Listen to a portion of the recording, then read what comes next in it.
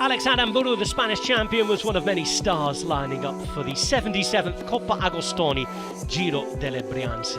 Paul Lapera, champion of France, was there as well, and there were 166.7 kilometres to take on, with almost 3,000 metres of climbing.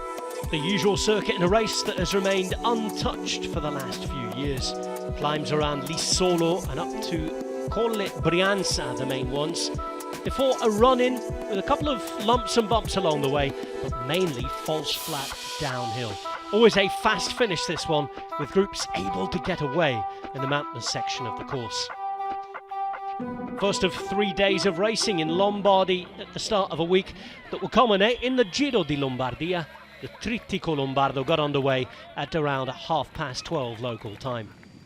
Local boy, just from down the road in Lecco, Filippo Conca was there for Q36.5, and he would be bridged across to by several riders, including Guillaume Martin. Just under 60 kilometres to go, and there were different groups on the road. The race situation was slowly starting to boil over. Conca caught Albanese in the mix, and not too far behind, some serious talents.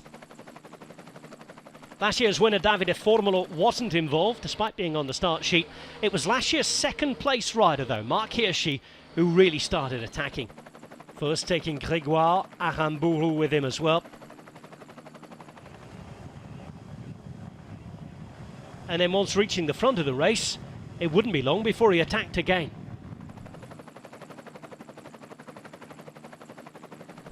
That would come with 41.1 k's to go. Grégoire again with him. Aramburu once more across, and then Lapera as well. And we were left with the Fab Four. Still one more classified climb to take on at this point, and an increasingly big group behind chasing. 20 riders or so trying to get across. The gap 23 seconds at this stage. Almost half a minute when Aramburu briefly lost contact. But he'd get back on the descent. Inside 35 k's to go. Grégoire had a little bit of a gap as well. And there'd be little left jabs without any big right hook being delivered on the way into town. Almost a minute of a gap. And 25 kilometres still to ride, with 4 riders rolling through well.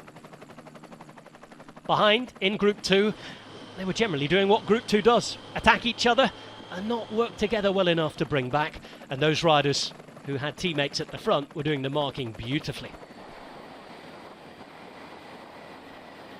Into the final 20 k's. Around half a minute still the gap. But that was coming down. There was a renewed vigour behind, a smaller group that was working well. They get to within 17 seconds at just under 10 kilometres to go. Always visible on the straight roads in front. And then with 4 kilometres remaining, the man everybody thought who was waiting for the sprint would attack. Alex Aramburu, the Spanish champion. Still out there for 1.5 kilometres, but then brought back. There'd be a shake of the legs and maybe another big go at it as they came into the final kilometre. Always the danger someone would go behind. Aramburu's last attempt was caught. It will be Lapera launching a long sprint from almost 300 metres to the line, perhaps even more than that, but it wouldn't be able to last the distance. Grégoire getting there. Hirschi getting to the line first. From second last year, first this year, Marc Hirschi winning yet again with another late leaving present to UAE Emirates. He's moving on to Tudor at the end of the season. 5th place was taken by Albanese. He won the sprint from the group behind. And Marc Hirschi taking yet another victory. The 6th in the last month and a half. Here was that sprint again. Once Lapera was caught, Hirschi made sure he hit the front, and Grégoire was around to take 2nd place. The 80th victory of the season for UAE Team Emirates, who are enjoying their best ever year in terms of status and number of victories. Same with number of victors. It's over 20 now out of the 30 in their lineup. Here's Sheep winning more than anyone else apart from Pogacar on that team. Winning here again, and he'll be racing again tomorrow.